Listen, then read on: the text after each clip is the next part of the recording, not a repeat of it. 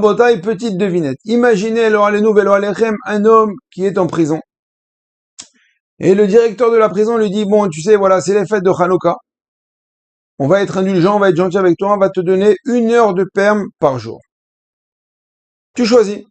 Soit 1 heure le matin de 7 à 8, soit 1 heure le soir de 7 à 8. Tu choisis. Ou le matin ou le soir. Alors la question c'est comme ça. Est-ce qu'il vaut mieux pour lui de sortir le matin, de se rendre à la Beth Knesset, prier avec le minyan, prier avec le tzibour, dire le Hallel, chanter le Hallel de Hanouka, écouter le Sefer Torah en l'honneur de Hanouka? Ou bien non, sortir le soir de 7h à 8h, se rendre chez soi, allumer la Hanoukia en famille. Bonne question. Alors on va se rendre, on va voir la Gemara dans Masechet Shabbat. Masechet Shabbat, page 21, la Gemara demande Maï Hanouka. C'est-à-dire qu'est-ce que Hanouka, Rachid nous explique? C'est-à-dire sur quel net, sur quel miracle avons-nous, Chachamim ont-ils institué le jour de Hanouka? Est-ce sur le miracle de la victoire militaire? Ou bien sur le miracle de la fiole d'huile?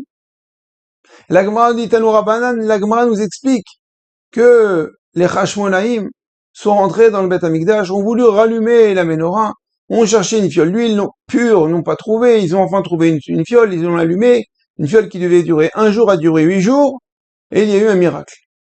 Et la Gemara conclut. Et l'année d'après, ils ont fixé, donc les jours de Hanouka, 8 jours de Hanouka, les Hallel ou les Hodot, pour louer et remercier Hachem. Et là, tout le monde comprend que les jours de Hanouka ont été fixés pour louer et remercier Kadosh Baruch Hu, puisque la Gemara ne conclut pas et on a fixé des jours pour allumer les lumières de Hanouka.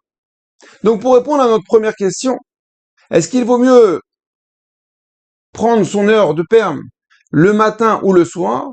D'après ça, il vaudrait mieux aller le matin.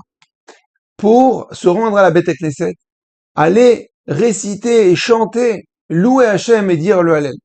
Et comme ça, nous répond le Rav Shlomo Kluger dans son livre Chochmat Shlomo. Incroyable, c'est un psak halacha. Il vaut mieux se rendre à la Beth Knesset que d'allumer la menorah, d'allumer la Hanoukia. Pourtant, Dieu sait combien d'efforts, combien c'est important pour nous d'allumer la Hanoukia. À tel point que la halacha nous dit que un pauvre qui n'a pas d'argent doit vendre ses vêtements, doit vendre son manteau pour pouvoir se procurer de l'huile ou des bougies pour allumer la Hanoukia. Il doit faire une Messirut Nefesh. Mais on voit d'ici, de la réponse de Rav Shlomo Kluger, que c'est encore une plus grande Messirut Nefesh de réciter le Hallel. C'est-à-dire que nous avons un devoir, pendant les 8 jours de Hanouka, de faire cette Messirut Nefesh, de se lever plus tôt pour aller à la Beth Knesset, et pas de se contenter d'un petit Hallel chez soi, même en chanson. Non, il faut se rendre à la synagogue, ça fait partie du Pierre Soumenès. Louer à Kadosh Baruch Hu en public, dire merci. En effet, cette notion de merci, cette notion de Oda, les Hallel ou les Hodot, c'est Hanouka. Pendant 8 jours, nous allons remercier Akadosh Baruch Hu, matin, midi et soir. En effet, dans la Mida, nous allons rajouter Alanissim. Alanissim, où est-ce que nous le rajoutons? Juste après Modim, dans la Oda. Nous le rajoutons dans chaque tfila, Shacharit, Mincha, Arvit, dans le Birkat Hamazon. Et donc, nous allons le répéter sans cesse pendant tout Hanouka. Alanissim, Ve'ala Nishvot, Ve'ala Niflot, Ve'ala Nisa. She'asita lavotenu. On va remercier Hachem. Et comme ça, nous disent que Bisrout, par le mérite de remerciement, le Mashiach va venir. Pourquoi?